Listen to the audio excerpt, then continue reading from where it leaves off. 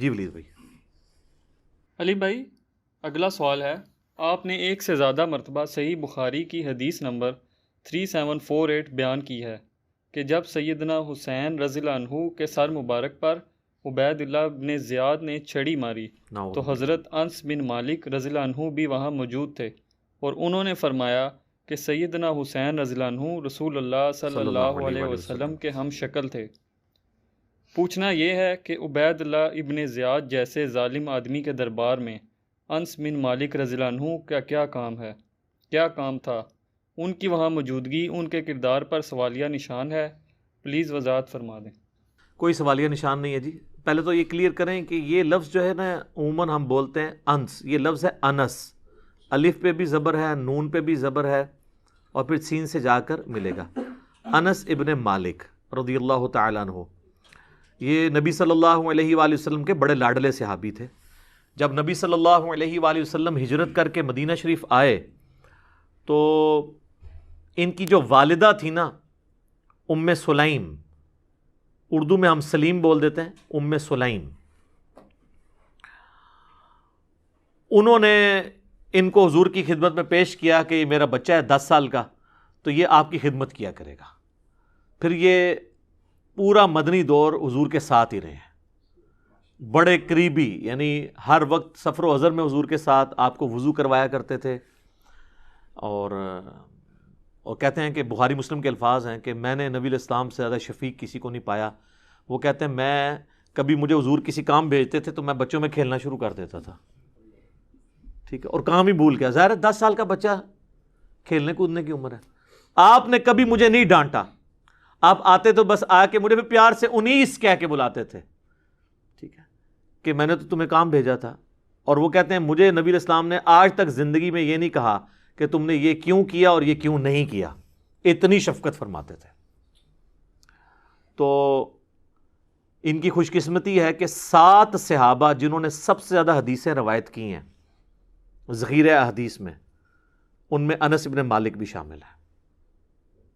پہلے نمبر پہ حضرت ابو ہریرہ ہیں رضی اللہ تعالیٰ عنہ، پھر عبداللہ ابن عمر ہیں، انس ابن مالک ہیں، سیدہ عائشہ ہیں، اور عبداللہ ابن عباس ہیں، جابر بن عبداللہ ہیں، ابو سعید خدری ہیں رضی اللہ عنہم اجمعین وعلیہم السلام اجمعین.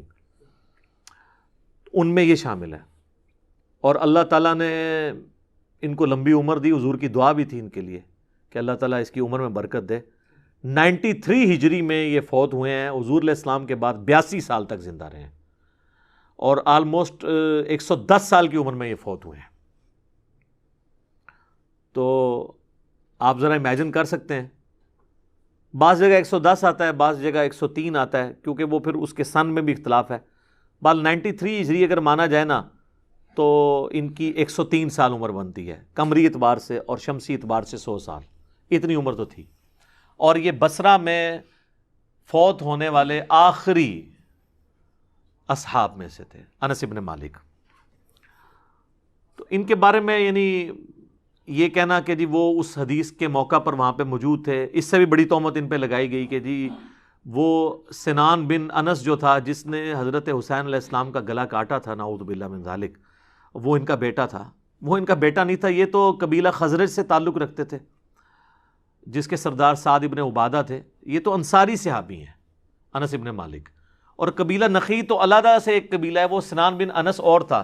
یہ نہیں ہے کہ اب وہ نام اگر ملتا جلتا ہو تو سارے ہی وہ ہوں گے، جس محمد لوکی کلمہ پڑھ دے او محمد اور، ٹھیک ہے نا جی، خالی محمد نام ہونے سے تو نہیں ہو جائے گا. میاں محمد بخش اور محمد رسول اللہ، نام تو محمد ہی ہے لیکن فرق ہے.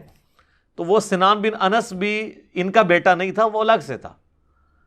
یہ تو بڑے محب اہل بیت تھے، اہل بیت کے چاہنے والے تھے، اور مولا علی حسن و حسین سے بڑی محبت کرنے والے تھے. ایک وہ کمزور سی روایت پیش کرتے ہیں کہ جی مولا علی نے انس ابن مالک کو بددعا دی تھی تو ان کو برس کا مرض ہو گیا تھا. یہ بات تو صحیح ثابت ہے کہ ان کو برس کا مرض ہوا تھا، وہ تو ویسے کرنی کو بھی تھا، تو مرض تو کسی کو بھی ہو سکتا ہے، لیکن یہ بددعا والی بات ٹھیک نہیں ہے. مولا علی سے بڑی محبت کرتے تھے، اس ثبوت میں وہ صحیح بخاری کی حدیث کافی ہے. صحیح بخاری کے اندر حسن و حسین والے چیپٹر میں انس ابن مالک کہتے ہیں کہ رسول اللہ کے سب سے زیادہ مشابہت رکھنے والے سیدنا حسن اور حسین تھے. حضور علیہ السلام کے ہم شکل وہ حسن و حسین کو مانا کرتے تھے. اور جامع ترمذی میں ایک اور حدیث ہے جو حدیث کی ایٹ لیسٹ 30 کے قریب اسناد موجود ہیں مختلف کتابوں کے اندر, اور وہ بڑی مشہور حدیث ہے. اسے حدیث طائر کہا جاتا ہے, پرندے والی حدیث جو ناسبیوں کے گلے میں اٹکتی ہے. مشکات کے اندر موجود ہے مولا علی کے فضائل والے چیپٹر میں. اس حدیث کے راوی بھی انس بن مالک ہیں. انس بن مالک کہتے ہیں کہ رسول اللہ صلی اللہ علیہ وآلہ وسلم کے پاس ایک بھنا ہوا پرندہ کسی نے گفٹ بھیجا, تو حضور علیہ السلام کھانے سے اس کو رک گئے اور کہا اے اللہ اس وقت مخلوق میں جو تیرا سب سے پسندیدہ بندہ ہے نا اسے میرے پاس بھیج, میں اس کے ساتھ بیٹھ کے یہ کھاؤں. اب حضرت انس کہتے ہیں میں سوچ میں پڑ گیا یہ بندہ کون ہوگا, تو مولا علی آ گئے اور پھر کہتے ہیں مولا علی نے اور رسول اللہ نے بیٹھ کے وہ پرندہ کھایا. سر یہ ان الفاظ کے اندر قیامت چھپی ہوئی ہے. پیغمبر کی موجودگی میں پیغمبر یہ خواہش کر رہا ہے کہ ایسا شخص جو تجھے سب سے بڑھ کر مخلوق میں محبوب ہے اسے میرے پاس بھیج کہ میں اس کے ساتھ بیٹھ کے یہ کھاؤں. تو مولا علی آتے ہیں. تو یہ حدیث ترمذی کے اندر ہے, اسے حدیث طائر کہا جاتا ہے, پرندے والی حدیث. اس حدیث کا راوی بھی انس بن مالک ہے. تو وہ اہل بیت سے اگر بکس رکھنے والے ہوتے تو ادھر تیسرا بندہ تو کوئی موجود نہیں تھا. انہوں نے تو حدیث روایت کی ہے, مولا علی نے نہیں روایت کی, نہ رسول اللہ نے بیان کی ہے. یہ انس بن مالک خود آبزرو کر رہے ہیں اس حدیث کو. تو انس بن مالک اہل بیت سے محبت کرنے والے تھے. ان کے اوپر جھوٹے الزامات لگانا یہ بالکل غلط ہے. باقی یہ کہنا کہ جی وہ دربار میں کیا کر رہے تھے, بھائی حکمران تھے,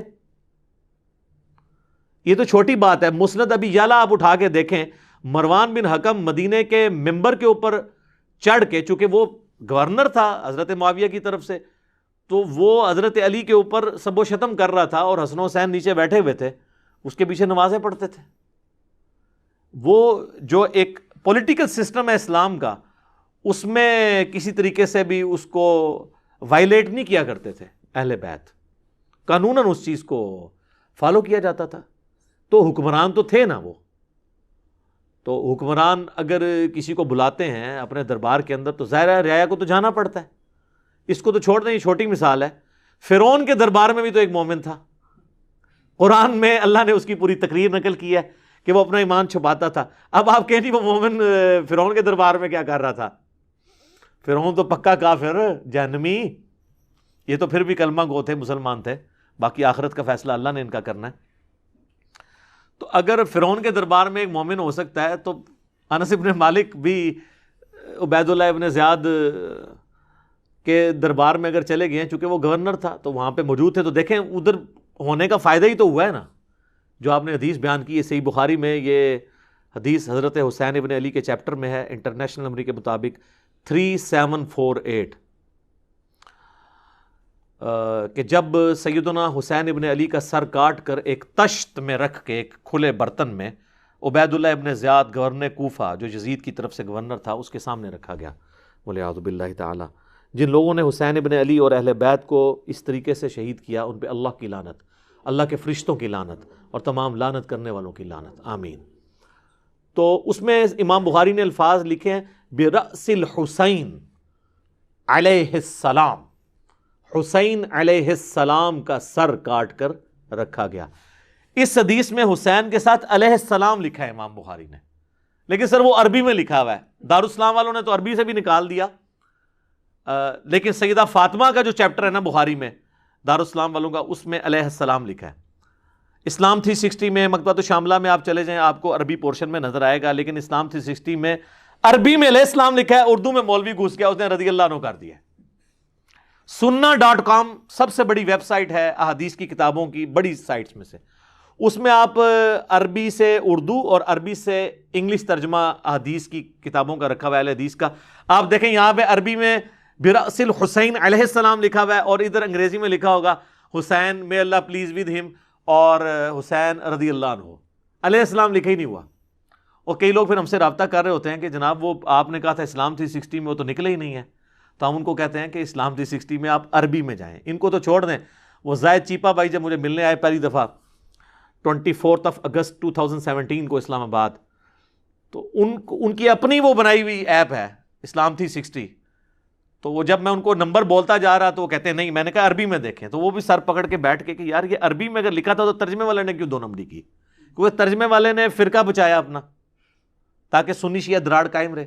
اور صرف ادھر نہیں، صحیح بخاری میں 6318 نمبر حدیث میں فاطمہ اور علی کے ساتھ اکٹھا لکھا ہے امام بخاری نے علیہم السلام.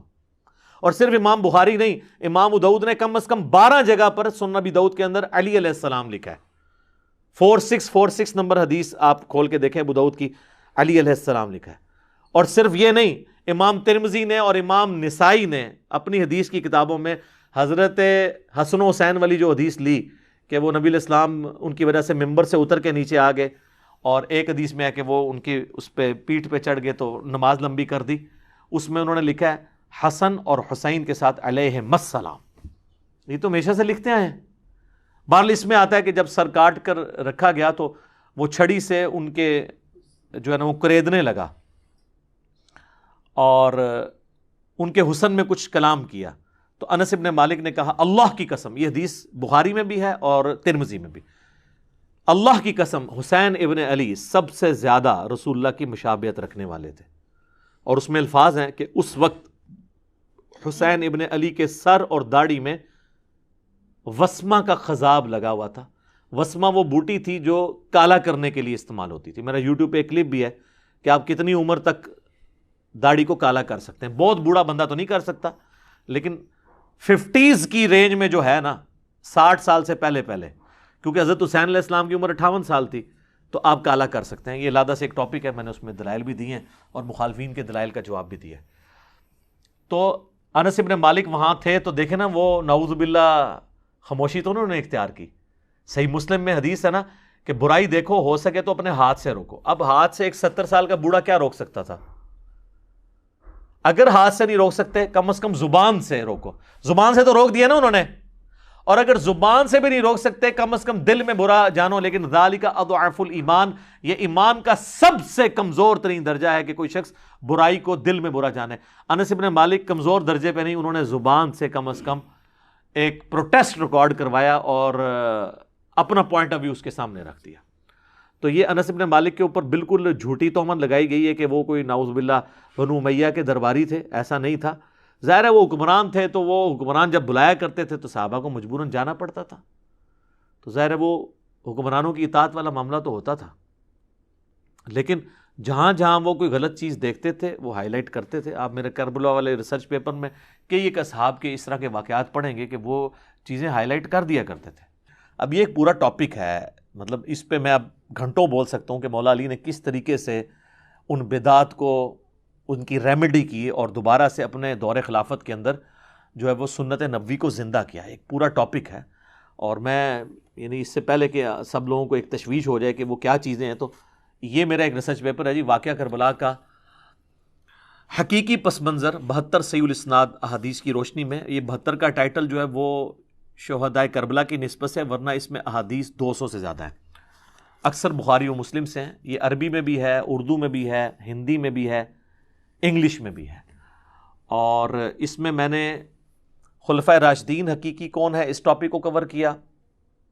اس کے بعد پھر شہادت عثمان کے اصلی اسباب کیا تھے. ایک تو جعلی اسباب ہیں، عبداللہ ابن سبا کے کھاتے ڈالے ہوئے ہیں، میں نے حقیقت بات بتائی. پھر جنگ جمل صفین نہروان ڈسکس ہوئی، پھر صلح حسن ڈسکس ہوئی، پھر حضرت معاویہ رضی اللہ تعالیٰ عنہ کا دور ملوکیت اور اس میں کیا کچھ خلاف سنت باتیں ہوئی وہ میں نے ڈسکس کی ہیں. اور اس کے بعد یزید کی ولی عہدی اور الٹیمیٹلی سیدنا حسین ابن علی رضی اللہ تعالی عنہما وعلیہم السلام کی مظلومانہ شہادت. یہ سارے ٹاپکس میں نے کور کیے ہیں. آپ اس کی سافٹ کاپی مفت ڈاؤن لوڈ کریں ہماری ویب سائٹ ahlsunnatpak.com سے. اگر ہارڈ کاپی منگوانی ہے تو کل یہ 12 کا پیکج ہے. 9 ریسرچ پیپر ہیں انکلوڈنگ اس کے، اور 3 اذکار کارڈ ہیں. ہم آپ کو یہ فری آپ کے گھر بھجوائیں گے. صرف آپ نے TCS کا خرچہ دینا ہے 300 روپیز. صبح 9 سے لے کے شام 5 بجے تک ہمارے اکیڈمی کے نمبر پہ آپ رابطہ کر سکتے ہیں. +923215900162 اکیڈمی کا نمبر ہے. پاکستان میں کریں گے تو 032159000162. کال کرنی ہوگی، واٹس ایپ انٹرٹین نہیں ہوتا. تو آپ یہ تمام ریسرچ پیپرز اپنے گھر TCS کروا سکتے ہیں. 300 کا آپ نے ایزی پیسہ یا موبی کیش کے ذریعے آپ پیسے جو ہیں وہ جمع کروا سکتے ہیں. تو باقی آپ تو پی ڈی ایف کا دور ہے، آپ اس P D F download کریں اور اس کو پڑھیں سافٹ کاپی۔ تو انس ابن مالک کوئی یعنی خدمت گار نہیں تھے بنو امیہ کے، نعوذ باللہ۔ اس طریقے سے حضرت ابو ہریرہ کے بارے میں بھی کہتے ہیں جی وہ بنو امیہ کے خدمت گزار تھے، نعوذ باللہ۔ بنو امیہ کے خلاف کتنی روایتیں جو ہیں وہ حضرت ابو ہریرہ بیان کر رہے ہیں۔ یہ جو روایت ہے مسند ابی یعلا میں کہ نبی علیہ السلام نے اپنی وفات سے چند دن پہلے خواب دیکھا کہ آل مروان کے بندر ان کے ممبر پر ناچ رہے ہیں، اور حضور بڑے غمگین ہوئے حتیٰ کہ ان کی وفات ہو گئی اسی غم میں، اور آپ کو کسی نے مسکراتے ہوئے نہیں دیکھا۔ اس حدیث کے راوی حضرت ابو ہریرہ ہیں۔ اسی طریقے سے جو بخاری کی حدیث ہے کہ میں آل قریش بنو امیہ کے ان لوڑوں کے نام بھی جانتا ہوں جن کے ہاتھوں امت کی تباہی ہونے والی ہے، مجھے رسول اللہ نے بتایا تھا، اس کے راوی بھی حضرت ابو ہریرہ ہیں۔ دلائل النبوہ امام بیہقی کی کتاب میں اور باقی کتابوں میں حضرت ابو ہریرہ کی دعا ہے، اللہ مجھے 60 جو ہجری کے اینڈ تک 70 کی دہائی سے شروع سے پہلے پہلے مجھے موت دے دینا، کیونکہ 61 ہجری میں یہ واقعہ کربلا ہوا۔ وہ تو بازاروں میں چلتے ہوئے یہ دعا مانگا کرتے تھے۔ صحیح مسلم میں حدیث ہے، حضرت ابو ہریرہ رضی اللہ تعالیٰ عنہ کہتے تھے کہ نبی علیہ السلام نے فرمایا کہ میری امت کا یہ قبیلہ میری امت کی اینٹ سے اینٹ بجا دے گا۔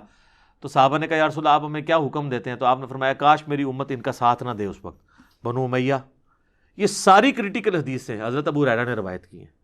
پھر مسند امام احمد میں، المستدرک للحاکم میں اور کتابوں میں یہ جو حدیث ہے، جس نے حسن و حسین سے محبت رکھی اس نے مجھ سے محبت رکھی، اور جس نے حسن و حسین سے بغض رکھا اس نے مجھ سے بغض رکھا۔ اس حدیث کے راوی بھی حضرت ابو ہریرہ ہیں۔ پھر مسلم شریف کی وہ کریٹیکل حدیث جس میں خیبر کے موقع پر نبی علیہ السلام نے فرمایا کل میں اس شخص کے ہاتھ میں جھنڈا دوں گا جو اللہ اور اس کے رسول سے محبت کرتا ہے، اللہ اور اس کا رسول اس سے محبت کرتے ہیں۔ یہ بخاری میں بھی ہے، مسلم میں ہے، لیکن مسلم میں آگے الفاظ ہیں۔ حضرت ابو ہریرہ روایت کرتے ہیں کہ حضرت عمر کہتے ہیں کہ مجھے زندگی میں کبھی خواہش نہیں ہوئی تھی کسی منصب کی سوائے اس موقع کے کہ یہ بہت بڑی فضیلت ہے کہ اللہ اور اس کا رسول اس سے محبت کرتے ہیں، لیکن وہ جھنڈا حضرت علی کو ملا، مجھے نہیں ملا۔ تو یہ حضرت ابو ہریرہ نے اگلے الفاظ حضرت عمر کے حضرت علی پہ رشک کرنے کے الفاظ حضرت ابو ہریرہ نے نقل کیے ہیں۔ تو ان میں بغض اہل بیت کیسے ہو سکتا ہے؟ جب تکبیرات کی سنت چھوڑ دی تو بخاری مسلم میں آتا ہے بنو امیہ کو حضرت ابو ہریرہ نماز پڑھ کے بتایا کرتے تھے، اور ہر اٹھک بیٹھک پہ اللہ اکبر کہتے تھے سوائے رکوع سے اٹھتے وقت سمیع اللہ لمن حمیدہ، اور 4 رکعتوں میں 22 دفعہ اللہ اکبر کہہ کے اسلام پھیرنے کے بعد انہوں نے کہا کہ اللہ کی قسم میں تم سب سے زیادہ رسول اللہ کی نماز سے واقف ہوں۔ حضور اپنی وفات تک اسی طریقے سے نماز پڑھتے تھے، کیونکہ بنو امیہ کے لوگ پہلی تکبیر صرف اونچی کہتے تھے، باقی وہ ایکشن سے ٹرانسفر کرتے تھے امام کے۔ یہ تو پھر یعنی مولا علی نے بنو امیہ کی یہ جو بدعت تھی اس کو ختم کروایا۔ بخاری مسلم دونوں میں آتا ہے کہ عمران بن حسین صحابی، جن کے بارے میں مسلم میں آتا ہے کہ فرشتے ان کے ساتھ مصافحہ کرتے تھے، پھر وہ کہتے ہیں میں نے داغ لگوایا تو مصافحہ کرنا انہوں نے ختم کر دیا، پھر ان کو فرشتے سلام کیا کرتے تھے، مصافحہ کے نہیں سلام کے الفاظ ہیں، تو پھر انہوں نے توبہ کی کہ میں اب داغ نہیں لگواؤں گا، تو پھر دوبارہ سے فرشتوں کا سلام ان کو آتا تھا۔ وہ صحابی کے ساتھ ایک تابعی نماز پڑھتا ہے، جب جنگ جمل کے بعد کوفہ جو ہے اور بصرہ کو خالی کروایا مولا علی نے، تو انہوں نے مولا علی کے پیچھے نماز پڑھی، تو وہ صحابی سلام پھیرتے ہی نا اس تابعی کے نا زانوں پہ یوں ہاتھ مار کے کہتے ہیں کہ آج مجھے علی نے وہ نماز پڑھائی ہے جو رسول اللہ کے پیچھے ہم پڑھا کرتے تھے۔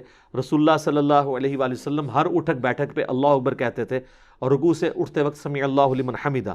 یعنی یہ حضرت عثمان کے دور میں ہی ان کے گورنروں نے نماز کی حالت بگاڑ دی تھی، کیونکہ جنگ جمل کے بعد اگر حضرت علی کسی نماز کو صحیح کر رہے ہیں تو اس کا مطلب ہے اس سے پہلے خراب ہو چکی ہوئی تھی۔ تو پھر اس کے بعد حضرت معاویہ کا دور آتا ہے، اس میں دوبارہ سے یہ جب نماز خراب ہوتی ہے تو حضرت ابو ہریرہ پھر کہتے ہیں میں تم سب سے زیادہ رسول اللہ کی نماز سے واقف ہوں۔ تو یہ ان کی قربانی ہے۔ پھر مسلم شریف میں حدیث ہے کہ مروان بن حکم جو مدینے کا گورنر ہوتا ہے، وہ کسی کام سے جاتا ہے تو پیچھے حضرت ابو ہریرہ کو گورنر بنا کے جاتا ہے، تو آتے ہی جناب وہ درباری شکایت لگاتے ہیں کہ ابو ہریرہ نے تو ہمیں نماز میں وہ صورتیں پڑھائی ہیں جمعے کی نماز میں جو علی بن ابی طالب کوفہ میں پڑھا کرتے تھے۔ یہ شکایتیں ہو رہی ہیں سر۔ تو مروان نے بلا کے ابو ہریرہ سے کہا کہ یہ تم نے یہ صحیح بات سنی؟ انہوں نے کہا میں یہ علی کی سنت نہیں، یہ رسول اللہ کی سنت ہے، علی جو کچھ کرتے تھے وہ رسول اللہ کی سنت پہ عمل کرتے تھے، تو تم یہ میری شکایت بنائی جا رہی ہے۔ یہ مسلم شریف سر، مولانا شریف نہیں، مسلم شریف۔ ہم نے جو لوگوں کا دماغ کھولا ہے، اگر آپ بخاری مسلم پڑھیں نا، آپ پہ نئی نئی راہیں، وہ کہتے ہیں نا وہ معرفت کی باتیں کھلتی ہیں، ان کی تو یعنی جعلی معرفت ہے نا، آپ کو واقعی ریالٹی پتہ چلتی ہے، ایک ایک چیز آپ کو سمیل ہوگی کہ یار یہ یوں کیوں ہے، یہ ایسے کیوں نہیں، یہ ایسے کیوں ہے، تو آپ کو وہ چینز جوڑنی شروع ہو جائیں گی، اور آپ کو پتہ چلے گا کہ بنو امیہ نے جو دین کا حلیہ بگاڑا تھا، اس کی وجہ سے اوائل اسلام کے اندر کتنی مشقتیں صحابہ کرام کو اٹھانی پڑیں۔ تو حضرت ابو ہریرہ ہوں، انس بن مالک ہوں، باقی صحاب ہوں، یہ ماشاء اللہ تعالی شیعان علی میں سے تھے۔ شیعہ یعنی پولیٹیکل ٹرم میں علی کی پارٹی کے لوگ، تو ان کے اوپر یہ بغض اہل بیت کا الزام لگانا کسی بنیاد کے اوپر لگانا چاہیے۔ خام خواہ آپ نے چند ایک باتوں کے اوپر کوئی بات کرنی شروع کر دی ہے تو پھر تو علادہ بات ہے، اس کا تو کوئی حل نہیں ہے۔ یہ تو ویسے ہی ہے جیسا کہ مختار ثقفی کو سنی جو ہے سنیوں میں گھسے ہوئے ناسبی برا سمجھتے تھے، اس نے قاتلین حسین کو قتل کیا، اور شیعہ اس کو ایکسیپٹ نہیں کرتے تھے، وہ کہتے تھے کہ وہ جی عبداللہ بن عمر کا بہنوئی تھا، ٹھیک ہے نا جی۔ تو وہ یعنی اس طریقے سے تو کوئی مسئلہ حل نہیں ہوتا نا۔ اب کسی کا کوئی رشتہ نکل آیا ہے، کوئی تعلق نکل آیا ہے، یا کسی کے لیے کوئی تعریفی کلمات کر دی ہیں، اس کی وجہ سے پوری زندگی تو زیرو سے ملٹیپلائی نہ کرے۔ تو انس بن مالک رضی اللہ تعالیٰ عنہ علیہ السلام کی زندگی کو بھی زیرو سے ملٹیپلائی نہیں کرنا چاہیے، وہ اہل بیت کے چاہنے والے تھے۔ ٹھیک ہوگا جی۔